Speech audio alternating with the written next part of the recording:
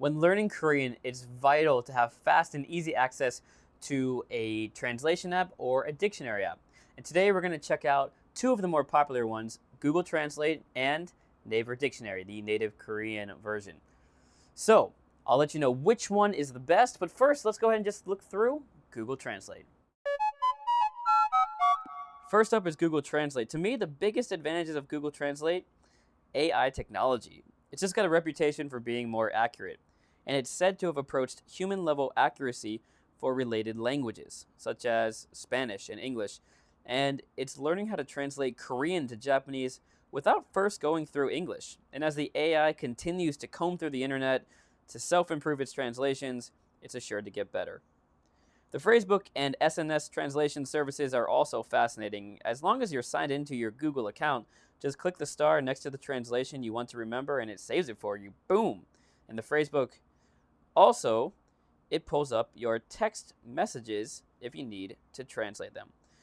You can also download the dictionaries of different languages online, but that's not honestly where I think it shines the most. The copy and translate function. Just highlight the phrase you want to know, click copy, and then click the Google Translate icon that appears. It's convenient, but it's not perfect. 안녕하세요 doesn't exactly mean good morning. Which brings us to disadvantages. It's just a translator. It's not fluent at Korean. Anyone who's studied the Korean language knows that the non-text sentences don't end in da. You would never tell your boss, 나는 시간 없다, I have no time. You would say, 저는 시간이 없습니다. Perhaps the native Korean app is better if you're going to get more into the difficult grammar.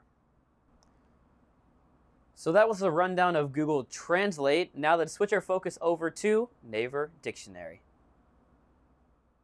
Naver is a little bit more impressive than you would expect. The direct translation works just fine. Type in a word and it gives a pretty good translation. Also, a pretty cool aspect of this, although we didn't show it here, you can draw the Korean characters directly onto your app with your fingers. Good for practice, right? The phrases are good too, but full sentences and it might give you a good translation. This part of it was somewhat hit or miss. I have a feeling this won't beat the future of AI with Google, though Naver has started investing in their own AI technology as well.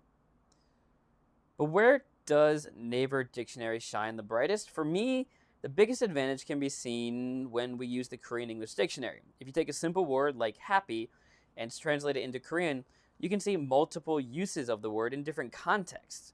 These sentences are pulled from official textbooks, so they're very accurate, and you might be able to find and learn about new types of grammar as well. Take some time to explore this part of the app. I screenshot new phrases that I want to learn and occasionally look back at them in my phone to help me learn Korean. But there are disadvantages of Naver. It's certainly geared towards Koreans. A few features don't really help you learn Korean. Open Dictionary, Encyclopedia, Talk English, and in order to use some of the features, you need to be signed into your Naver account, which if you're not Korean can be a frustrating process. It really doesn't allow you also to translate between many languages that aren't Korean. For example, there was an English to Chinese translator, but not an English to Japanese one. So which platform is better? Honestly, it depends on your level. If you're a lower intermediate or even a beginner, I'd stick with Google Translate because it is geared at an international audience and it has slightly better translations in my opinion. But if you're upper intermediate or advanced, switch over to Naver Dictionary. I think it'll allow you to learn a little bit more grammar points and even expand the breadth of your vocabulary. But try them both and then let us know what you think in the comment section below and tell us what app we should check out next time. And as always, like and subscribe to get more videos just like this one. TSlug Alex, 였습니다. Catch you next time.